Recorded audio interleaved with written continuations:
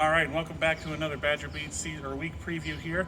Colton Bartholomew, Wisconsin Badger Beat reporter with columnist Jim Polzine, and we are talking about Wisconsin-Northwestern today, coming off a press conference where really I think the biggest news of the day was the status of Ches Maluzzi, the junior running back for the Badgers that got injured last week at Rutgers.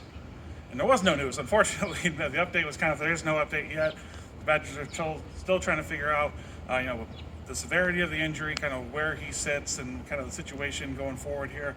And this week I don't know how much it matters because I think Wisconsin's got enough talent outside of him to take on Northwestern here at Camp Randall and win that game without him. But season, big picture, the rest of the way here, trying to get to the postseason, losing a guy like Maluzzi would be a big blow.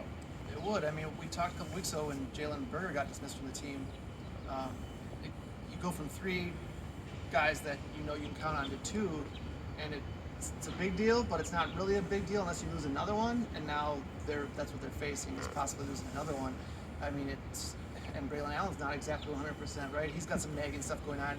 He's 17. He's not used to this grind of Big Ten play. Just played a season in spring, and I realize it's high school, but it was still 9 games of football that add up on the hits on your body. Yeah, so I think it's a legitimate concern going forward. I mean, I know we saw a little bit from Jackson Aker and Julius Davis the other day, but they're down to 3 regular season games, maybe another one after that. It's getting to be pretty dire straits in that tailback room. So keeping Braylon Allen healthy on Saturday, I think, has got to be the number one goal. For sure, and I think what would help there is, we've seen the past 2 weeks this passing game look a little bit better, finding some things that work, especially off the play action. They were really effective on play action against Rutgers, and that's, I think, what we're going to see again on Saturday. I think what we saw out of Kendrick Pryor, Danny Davis, Chimere DK making some plays, that can sustain them, I think, for a week like this against Northwestern, maybe even next week against Nebraska.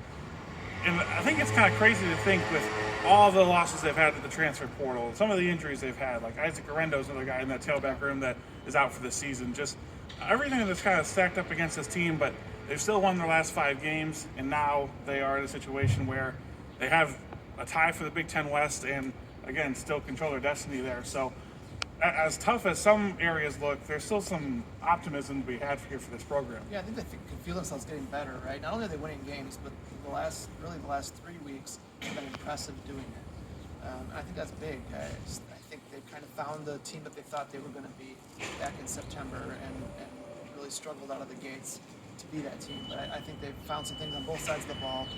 Complementary football is a thing you've been hearing a lot of. I think that's what they're doing there. For sure. So make sure you stay on madison.com to get injuries, updates about Ches Maluzzi all week whenever we get them. Anything else that we hear on that, we'll make sure we get posted right away. Jim's got a column coming up about the bowl streak and what's going on with 20 years in a row the Badgers going to be in a bowl game. And then a feature later this week about Danny Davis, the senior receiver, who had a big play last week as well. So make sure you're on madison.com. You can still get the 5 months for $5 deal, and we'll be back on Saturday before the game.